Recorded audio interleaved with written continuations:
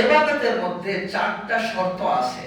এই চারটা শর্ত যদি কেউ পূরণ করে তাহলে ওই ইবাদত কবরে তার কাজে লাগবে, এছাড়া ওই ইবাদত তার কাজে আসবে না। এক নাম্বার হলো ইবাদতের ইখলাস লাগবে। ইখলাস কি লাগবে? ইখলাস লাগবে।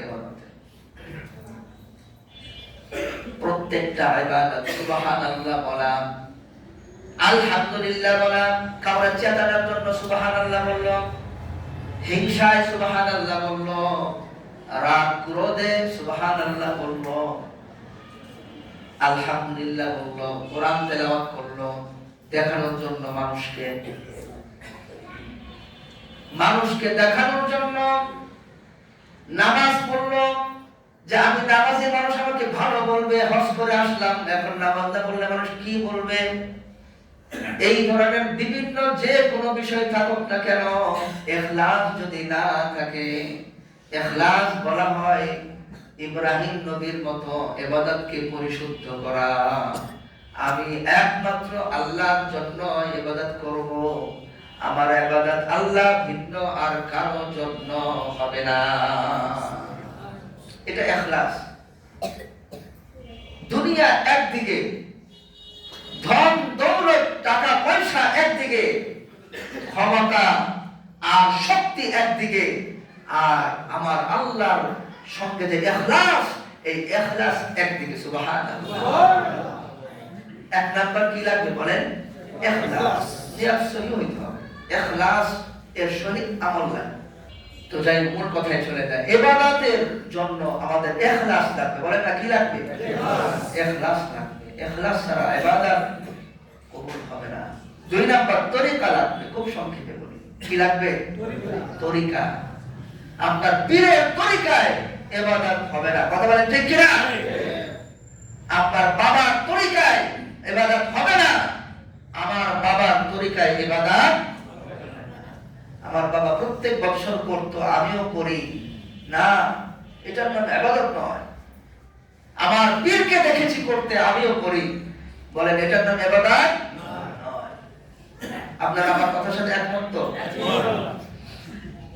না হলে আমি আর অনেক যুক্তি দিব।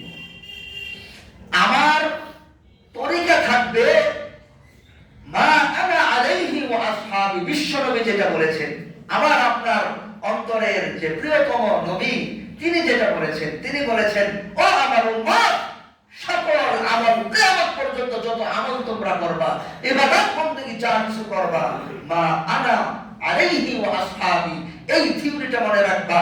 যারা যারা এই থিওরির উপর চলবে বিনা হিসাবে তারা জান্নাতে যাবে। সুবহানাল্লাহ। সেটা হলো মা আনা আলাইহি ওয়া আসহাবি, আমি বিশ্বনবীর সুন্নাত এবং আমার সাহাবায়ে কেরামের সুন্নাত, সাহাবায়ে কেরাম যেটাকে অনুমতি দিয়েছে, এই দুইটা জিনিস যারা ফলো করবে তারাই হলো ওই দল যারা হলো আহলে সুন্নাত ওয়াল জামাত। সুবহানাল্লাহ। তারা যে বিশ্বাস পোষণ করত, তারা যে বিশ্বাস পোষণ করত, যে আমল করত, আমরাও সেই বিশ্বাস পোষণ করব, ঈমান রাখবো, আর ওই আমলগুলা করব, আর নতুন করে আমল বানাবো। আমি যদি বলি বানাবো না, তারপরেও হাজার মানুষ বানাবে, জাহান্নামে যেতে যাবার যাবে, ঠিক না? জাহান্নামে যাবে ওরা ঠেকায় কে? যদি জনগণ ভালো হয় আল্লাহ জনগণকে সুশাসক দেয়। সুবহানাল্লাহ। আর জনগণ যদি খারাপ হয় আল্লাহ জনগণকে খারাপ শাসক দেয়। জনগণের এর জন্য আমরা ইচ্ছা করলেই কিন্তু ইবাদত বন্দেগী করে আমরা অনেক অগ্রসর হতে পারি। কথা বলে ঠিক কিনা? আর আমরা যদি ইচ্ছা না করি তাহলে তো আমাদের আমল নষ্ট হবে। এর জন্য ইচ্ছা শক্তি, যে আমার রাসূলের সুন্নাত আমার আনতে হবে। কার সুন্নাত? এক নাম্বার ইখলাস, দুই নাম্বার কার সুন্নাত? রাসূলের সুন্নাত। আমার পীরের, আমার দলের, আমার কোন শক্তি কোন দিকে আমার এই ইতাআত করা যাবে না, শুধুমাত্র বিশ্ব নবী আর সাহাবীদের ইতাআত। রাজি আছেন না ইনশাআল্লাহ? নারে তাকবীর, নারে তাকবীর। তিন নাম্বার হলো যে তরিকা আমি করলাম, তিন নাম্বার হলো মুহাব্বত। কি রাখবে? মুহাব্বতটা কি?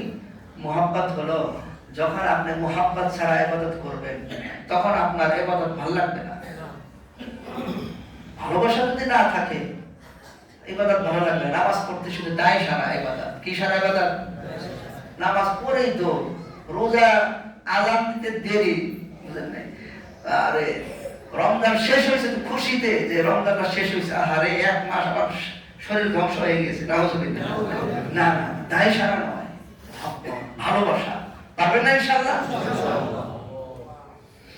চার নাম্বার হলো দায়মান।